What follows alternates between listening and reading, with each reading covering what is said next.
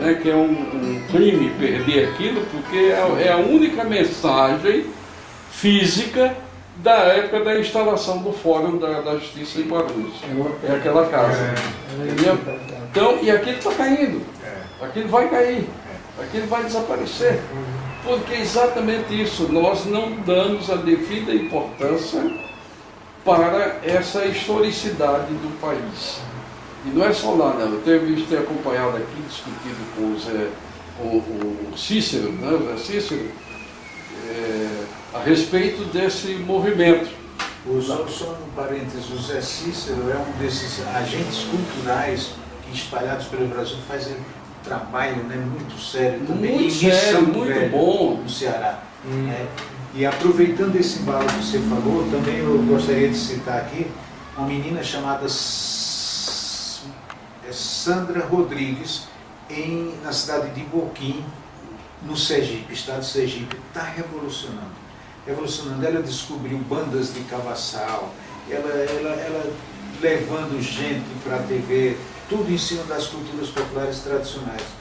Nossa, e fazendo um trabalho junto com a internet, ao ponto de um dia nós criamos uma movimentação, porque ela está lá, e eu estou aqui, ela pediu um apoio.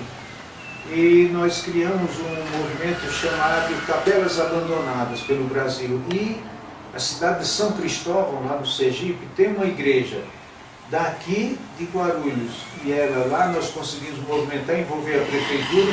Aí vimos que entrou tapumes lá e eles começaram a limpar a igreja. Mas bastava uma limpada, já dava outra visualização, né? Aí fizeram esse trabalho, aí surgiu um outro que veio e foi pingando gente. E hoje a cidade está super envolvida, São Cristóvão. Outra cidade que está entrando também num roteiro muito bom em termos culturais é a cidade de Laranjeiras, lá em Sergipe.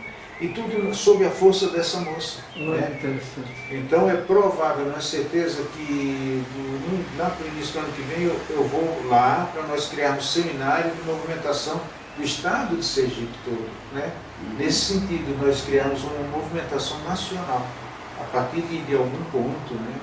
Então nós estamos fazendo isso. Essa menina é realmente nossa, nunca vi, é muito eficiente.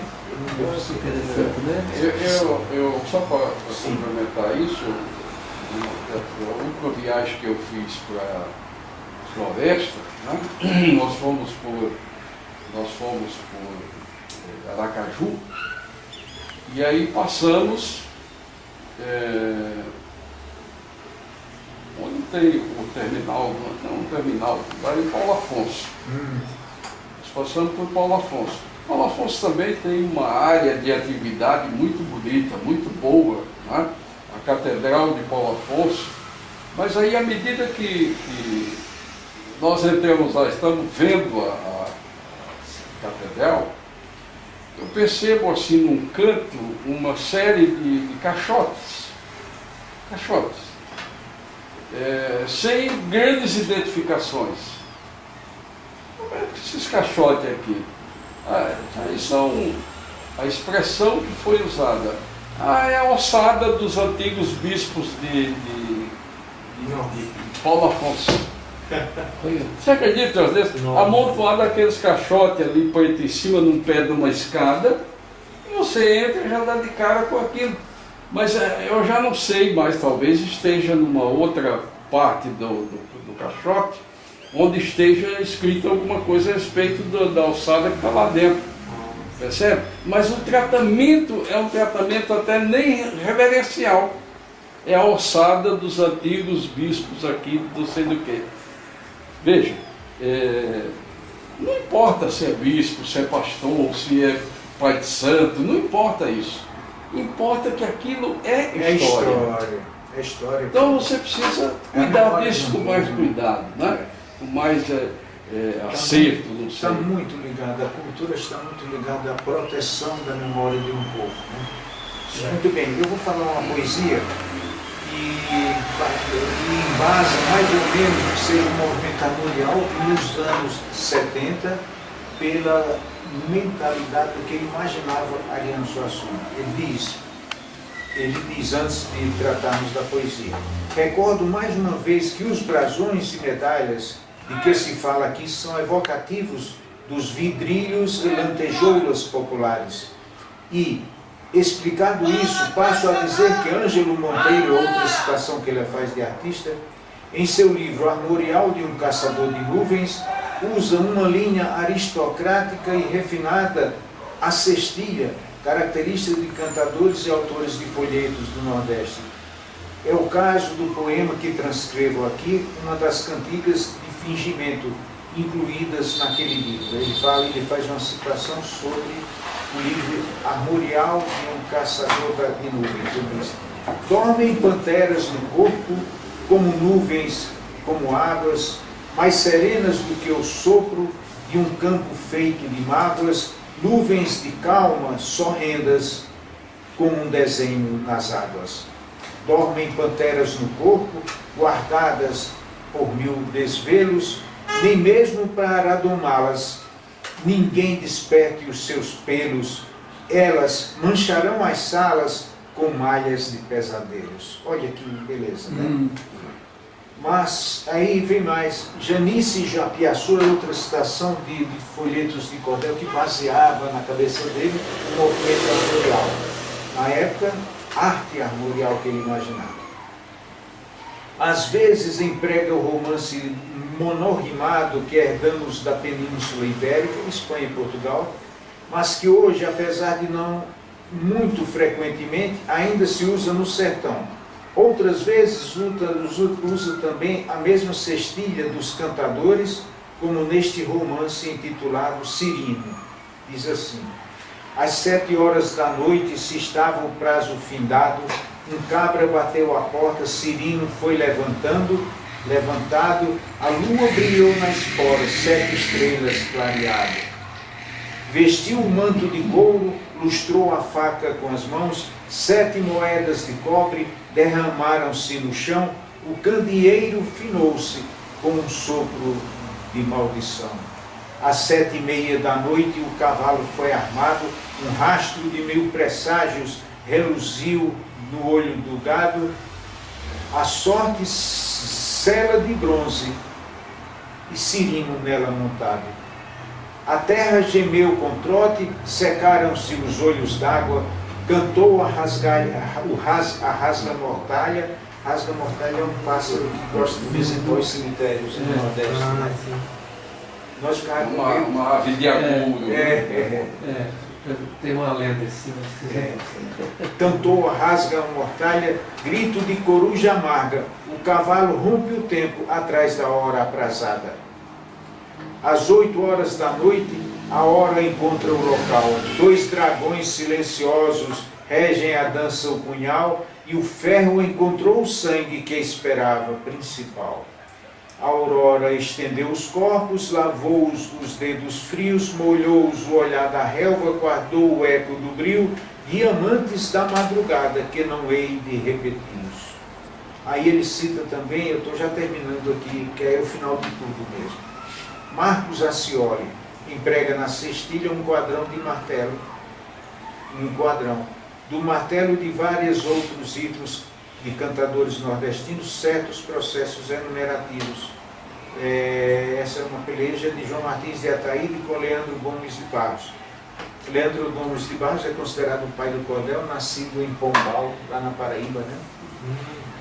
Diz ele: um revólver paralelo, 2 rifles papo amarelo, 3 jagunços no duelo, 4 disparos do cão, 5 soldados no chão, 6 punhais desembainhados, 7 pescoços sangrados, 8 mortes no quadrão.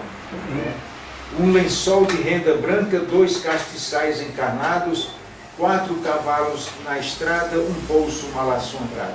E ele vai soltando essas coisas, né? Por último aqui, tem uma dedicatória que ele faz a Antônio Madureira, né, deste livro.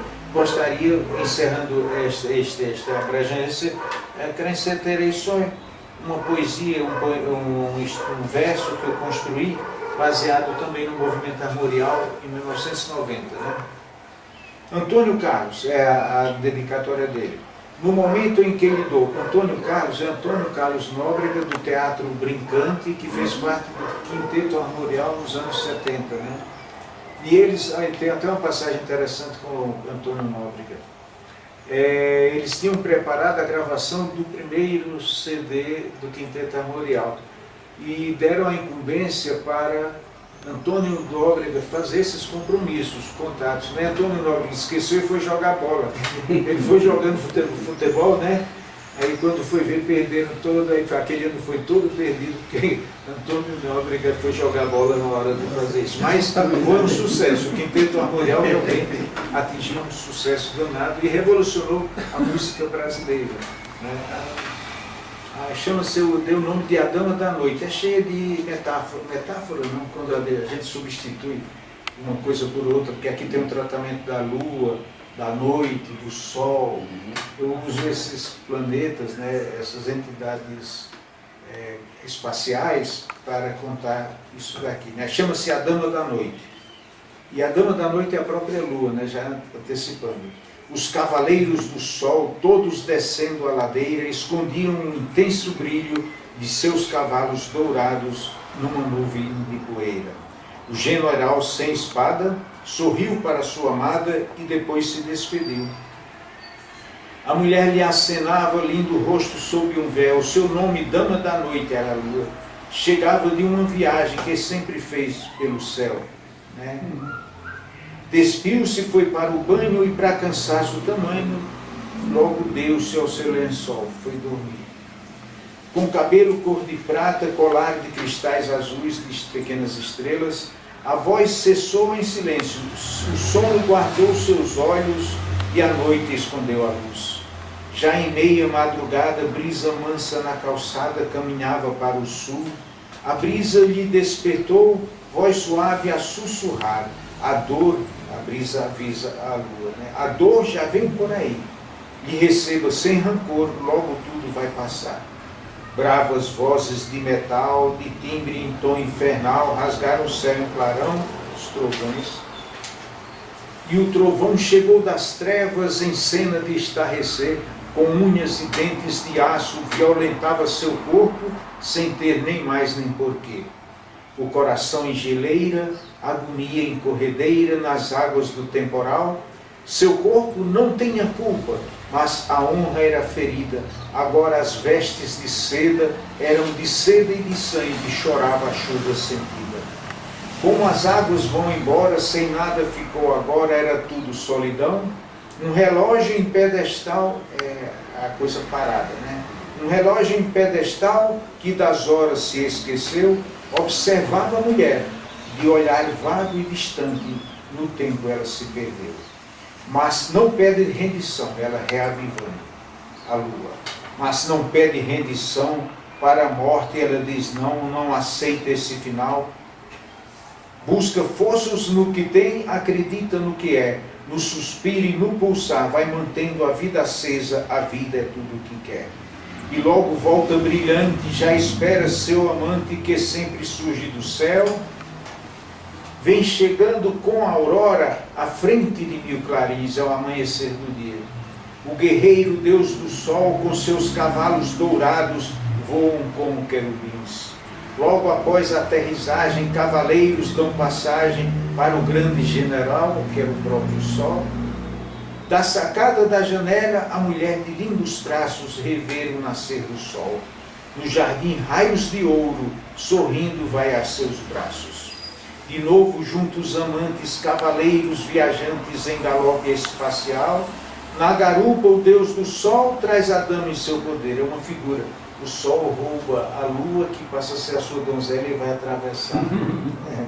Na garupa, o Deus do sol traz a dama em seu poder. Todo dia cruza o céu em curva trilha de fogo que leva a um entardecer. Morre no final do poente, né? São exatas 12 horas, sem chicotes, sem esporas, o que dura a travessia, tempo constante, sem variação. E durante a cavalgada, sombras na terra se faz. São retalhos do vestido de seda escura da noite que o sopro do vento traz. Traz também muito calor as provas de tanto amor que a noite tem pelo sol. Eu tentei escrever como o Graciela, uma figura. E assim termina. Tem muito mais coisas para nós falarmos, mas creio que já foi mais ou menos uma tarde de estudos sobre a genialidade de brasileiros, como o doutor Francisco, o padre Chico, né, fala, são tantas pessoas de valor incomensurável que estão no esquecimento. E nós precisamos reavivar essas forças, não é? São forças quietas, silenciosas, mas de valor extremo, né? Nós falamos, por exemplo, do padre Biapina, é interessante, né? Então tem nomes aí, o Frei Caneca, que são pessoas do eclesiástico, mas nós temos os nossos, das forças militares, os nossos exércitos, são perfeitos heróis, grandes heróis, né? E assim por diante, mesmo no nosso meio, de grandes professores, de grandes edis. Eu poderia lembrar muito, como eu disse, não os vivos, mas os mortos, né? Tobias Barreto, né? Da Escola Nova de Recife, por duas razões. Primeiro, pela sua cultura linguística, a sua cultura jurídica, e razão também da cor, né? Muita gente ignora que Tobias Barreto é preto. Muita gente ignora que Oscar Freire é preto. Né? E foi buscado na Bahia para criar a cadeira de medicina legal da USP. Né? Tobias Barreto, durante muito tempo professor aí no Recife, professor, fundou um jornal em alemão, né? Falava, ele era fluente em alemão,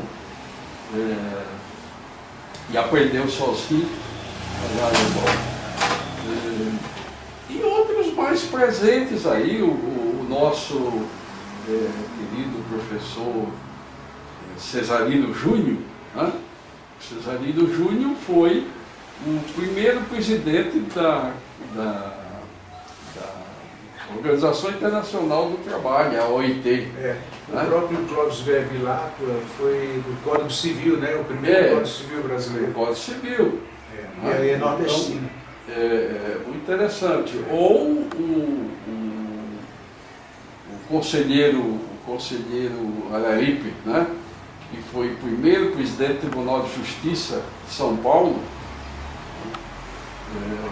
Na verdade era um cearense também, nascido do Crato, o Araripe, o senador Araripe. E as pessoas não têm essa noção. Essa né? percepção. Não tem. A escola não passa isso. Então, aquilo que eu disse antes, a gente, porque essa minha, não digo revolta, mas esse posicionamento. E quando fala assim, a cultura nordestina, então a primeira coisa que vem é a caricatura do sofredor, né? Hã? Do sofrimento. Não, a caricatura do cangaceiro. Sim. Como se aquilo fosse o representativo da cultura nordestina. E não é. Não é? Eu acho que tem muito mais do que fazer. Tá certo que há um valor nessa pesquisa que o pessoal do cangaço faz, é muito interessante. Cariri é um grupo, né? Cariri e cangaço, porque os estudantes de cangaço que eu digo do doutor Napoleão Tavares Neves, eu dizia que ele era um cangaceirista juramentado, como diria. Porque ele estudava, ele era fantástico, né? Lamentavelmente faleceu há pouco tempo aí, mas era um cara dedicado à história do Araripe, à história do Cariri, né? E ele se dedicava muito a isso. E eu digo para ele, olha, parece que o pessoal que estuda os grupos do Cariri, né? Que estuda a ideia do cangaço, conseguiu vencer nisso. Né? Quando você quer saber alguma coisa diferente, a primeira coisa que aparece, lá se vê o pessoal do cangaceirismo. E que não é só isso. Né? É isso, mas não é só isso. A gente não pode destruir. A questão das capelas, né? São inúmeras capelas pelo interior afora. Poderia o poder público estudar uma forma de valorização dessa recuperação, até na questão de redimir de estação de trem também, né? Essas estação de trem antiga também, né? Verdade. Estação de trem antiga também, né? Exatamente. A arquitetura tem. Estação de trem. Elas foram completamente destruídas. Algumas foram adaptadas para ser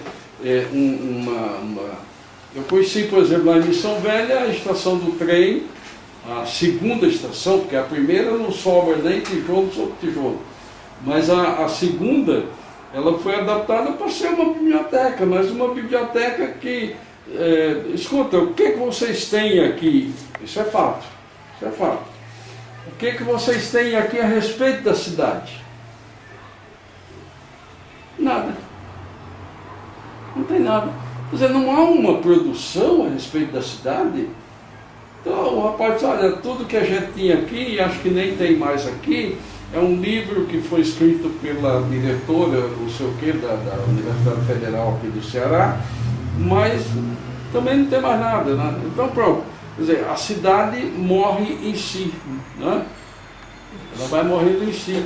Não tem a casa do Isaías Arruda, né? Que é o que o exercício tem se batido, pela sua própria estrutura, né? E que eu vejo na casa do Isaías Arruda uma mensagem muito importante, porque é a única na cidade que tem um porão com saída de fuga.